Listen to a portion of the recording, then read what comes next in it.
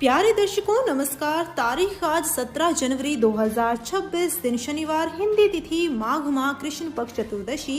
आइए नजर डालते हैं हमारे प्यारे राज्य हिमाचल प्रदेश की तमाम बड़ी खबरों पर। वीडियो शुरू करने से पहले कमेंट बॉक्स में जय हिंद लिखकर हमें सपोर्ट करें। तो चलिए शुरू करते हैं। सीएम सुक्खू बोले, मंत्री अधिकारियों के बीच नहीं है कोई टकराव, बेवजह दिया जा रहा टूल। मुख्यमंत्री सुखविंदर सिंह सुक्खू ने कहा कि प्रदेश में मंत्री और अधिकारियों के बीच किसी तरह का कोई विवाद नहीं है। इस पूरे मुद्दे को बेवजह बढ़ा चढ़ाकर पेश किया जा रहा है। दिल्ली में मीडिया से बातचीत के दौरान मुख्यमंत्री ने कहा कि प्रशासनिक कामकाज के दौरान कई बार मतभेद या विचारों में अंतर सामने आता है, लेकिन इसे विवाद का रूप देना सही नहीं है।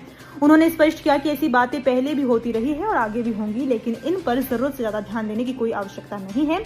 सभी अधिकारी पूरी निष्ठा और ईमानदारी से अपने दायित्व निभा रहे हैं। सरकार और प्रशासन के बीच बेहतर तालमेल और विकास कार्यों में कोई बाधा नहीं आ रही।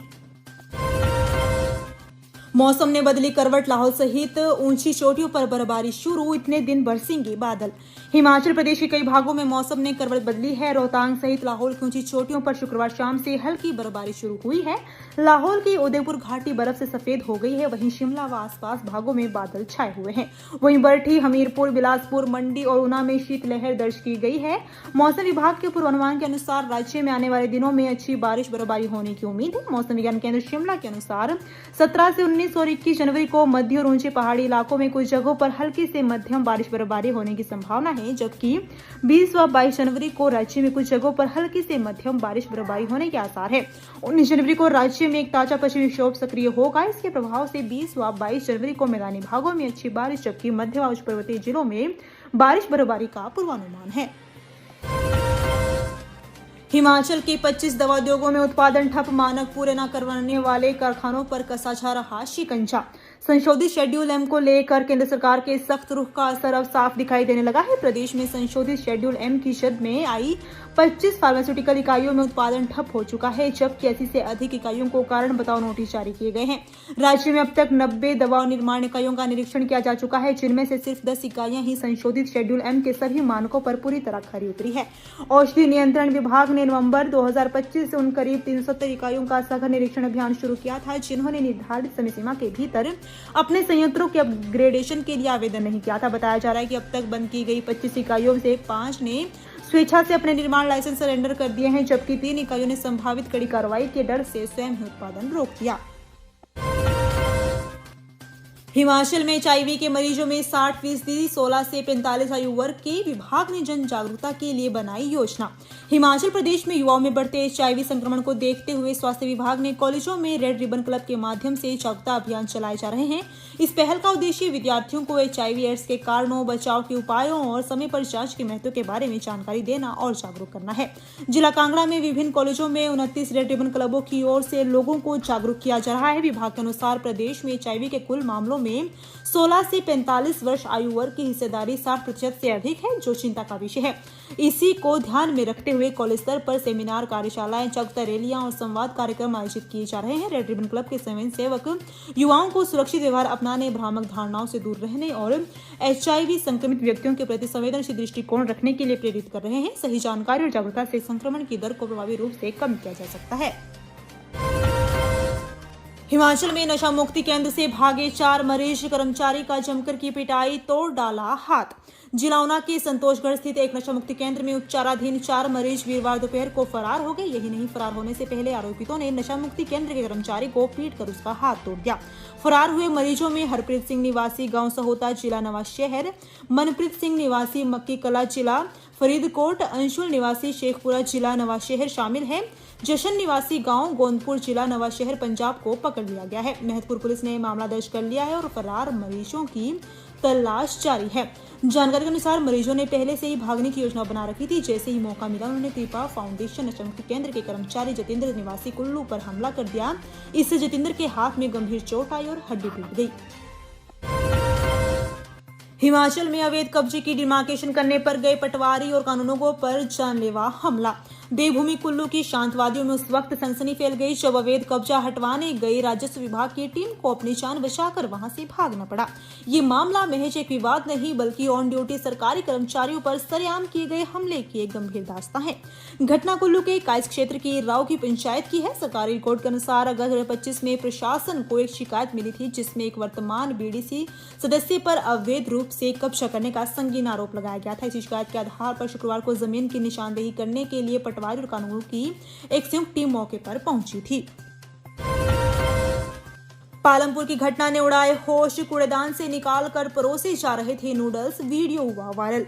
यूं तो व्यावसायिक सिद्धांत के मूल में गुणवत्ता, ग्राहक प्राथमिकता, नैतिक आचरण, नवाचार आदि शामिल है ताकि स्थिरता और सफलता प्राप्त की जा सके, परंतु धन कमाने की लालसा तथा पिपासा ने इन सभी मानकों को तार-तार कर दिया है। ऐसी घटना पालमपुर क्षेत्र में घटित है जहां आरोप लगाया कि एक फास्ट फूड विक्रेता ने डस्टबिन से नूडल्स निकालकर ग्राहक को परोसने का प्रयास किया। यद्यपि जागरूक ग्राहक ने उक्त फास्ट फूड विक्रेता की इस नापाक हरकत को पहले ही देख लिया। सारी घटना का वीडियो सोशल मीडिया पर वायरल हो रहा है।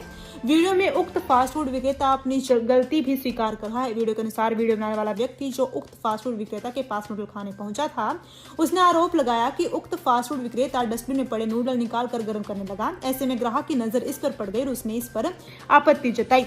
इसके पश्चात आरोपों के घेरे में आए फास्ट फूड विक्रेता ने आनन फानन में नूडल्स को फेंक दिया, परंतु जब ग्राहक ने इस पर अपना विरोध जताया तो उक्त फास्ट फूड विक्रेता ने अपनी गलती मान ली। ऊना को हिमाचल सरकार की बड़ी सौगात। हरोली में 15 करोड़ की सड़क का शिलान्यास। विकास कार्य में खर्च होंगे 2500 करोड़। हिमाचल प्रदेश के उप मुख्यमंत्री मुकेश अग्निहोत्री ने शुक्रवार को हरोली विधानसभा क्षेत्र के पंचावर में लगभग 15.37 करोड़ रुपए की लागत से बनने वाले सड़क का शिलान्यास किया। इस परियोजना के लिए लगने वाली धनराशि विधायक निधि से उपलब्ध करवाई जाएगी। इनमें माड़ू की निहाली से श्री मदन के घर तक, लोअर पंचावर से सैनी मोहल्ला, मोहल्ला ढक्की से दौलतपुर और नगनौली पेट्रोल पंप से शिव मंदिर पंचावर तक की सड़कें शामिल है। मुख्यमंत्री ने बताया कि सड़क निर्माण कार्य का लगभग 70% भाग सीमेंट कंक्रीट तकनीक से किया जाएगा और इसे 8 महीने के भीतर पूरा कर जनता को समर्पित किया जाएगा। साल 2026 के दौरान हरोली विधानसभा क्षेत्र में लगभग 2500 करोड़ रुपए के विभिन्न विकास कार्य किए जाएंगे। पक्षियों के लिए जानलेवा बना पतंगबाजी का सीजन। चाइनीज डोर में फंसकर दम तोड़ रहे परिंदे। प्रदेश में मकर संक्रांति से लेकर बसंत पंचमी तक चलने वाला पतंगबाजी का सीजन मूक पक्षियों के लिए काल बनता जा रहा है। इस दौरान चाइनीज डोर की चपेट में आकर प्रदेश में हर साल 150 से 500 पक्षी सीधे तौर पर मौत के शिकार हो रहे हैं, जबकि 500 से अधिक पक्षी गंभीर रूप से घायल हो जाते हैं। घायल पक्षियों में से करीब 60% ऐसे होते हैं जिनके पंख कट जाने के कारण वे जीवन भर दोबारा उड़ नहीं पाते। वन्यजीव संगठनों के आंकड़ों के अनुसार ये समस्या केवल हिमाचल तक सीमित नहीं है। भारत भर में हर साल पतंगबाजी के सीजन में हजारों पक्षी मारे जाते हैं और 15,000 से अधिक पक्षी गंभीर रूप से घायल होते हैं। इन आंकड़ों में हिमाचल प्रदेश के मामले भी शामिल हैं। अनुमान के मुताबिक एक वर्ष में 1500 से 2000 पक्षी केवल चाइनीज डोर में उलझकर मौत के आगोश में चले जाते हैं। हिमाचल प्रदेश में चाइनीज और नायलॉन डारे पर पूर्ण प्रतिबंध लगा हुआ है, लेकिन इसके बावजूद इसकी बिक्री खुलेआम जारी है। हिमाचल में प्रदर्शन की तैयारी, शेड्यूल जारी। मनरेगा बचाओ अभियान के तहत विरोध करेगी कांग्रेस। हिमाचल प्रदेश कांग्रेस कमेटी की ओर से मनरेगा बचाओ अभियान के अंतर्गत हर विधानसभा क्षेत्र में प्रदर्शन किए जाएंगे।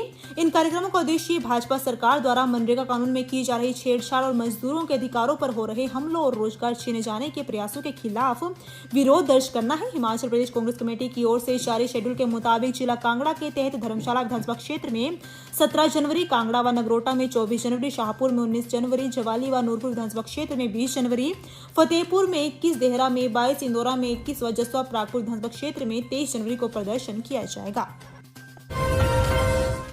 सरकार पर अधिकारी हावी। हिमाचल में कानून व्यवस्था पूरी तरह ध्वस्त। जयराम ठाकुर ने सीएम सुक्खू पर बोला तीखा हमला। नेता प्रतिपक्ष एवं पूर्व मुख्यमंत्री जयराम ठाकुर ने प्रदेश सरकार पर तीखा हमला बोलते हुए कहा कि हिमाचल में कानून नाम की कोई चीज नहीं बची है। प्रदेश की स्थिति ऐसी बन चुकी है कि अधिकारी मुख्यमंत्री, उप मुख्यमंत्री, मंत्री और विधायकों को उंगली पर नचा रहे हैं। उन्होंने कहा कि सरकार अब चुनाव करवाने के बजाय सुप्रीम कोर्ट जाने की तैयारी कर रही है, क्योंकि उसके पास चुनाव करवाने के लिए धन नहीं है, जबकि कानून स्पष्ट कहता है कि 5 साल बाद चुनाव अनिवार्य है। जयराम ठाकुर ने आरोप लगाया कि आपदा के बाद भी सरकार ने जश्न मनाया और इसके लिए मंडी जैसे उस जिले को चुना गया जहां सबसे ज्यादा लोगों की मौत हुई है। उन्होंने कहा कि जश्न पर एनडीआरएफ के पैसों का दुरुपयोग किया गया और करीब 10 करोड़ रुपए खर्च कर दिए गए। मंडी में उप मुख्यमंत्री द्वारा कही गई बातें अब सार्वजनिक हो चुकी है, जिसमें रात के अंधेरे में निपटाने जैसी बातों का जिक्र हुआ। नेता प्रतिपक्ष ने कहा कि कांग्रेस सरकार के भीतर हालात बेहद खराब है। अमेरिका से भेजे पैसे किसी अन्य खाते में ट्रांसफर, बैंक अधिकारियों ने झाड़ा पल्ला। टाहलीवाल स्थित एक बैंक में गंभीर लापरवाही का मामला सामने आया है। यहां एक महिला के खाते में अमेरिका से भेजी गई 3,22,000 रुपए की राशि आज तक जमा नहीं हो सकी है। आरोप है कि बैंक की गलती के चलते ये रकम किसी अन्य व्यक्ति के खाते में चली गई, जिसने 3 दिन के भीतर पूरी राशि निकाल ली। गांव नंगल कला टाहलीवाल निवासी पूनम पत्नी मनोहर लाल ने बताया कि उनके भाई सतीश कुमार पुत्र मलकित राम निवासी गांव पदराना जिला होशियारपुर ने 10 दिसंबर 2025 को कैलिफोर्निया से बैंक के IFSC कोड के माध्यम से उनके खाते में 3.22 लाख रुपए ट्रांसफर किए थे, लेकिन ये राशि उनके खाते में आने की बजाय किसी अन्य व्यक्ति के खाते में जमा हो गई। तो ये थी आज की फटाफट खबरें। हम मिलेंगे अगले बुलेटिन में, तब तक के लिए धन्यवाद। जय हिंद।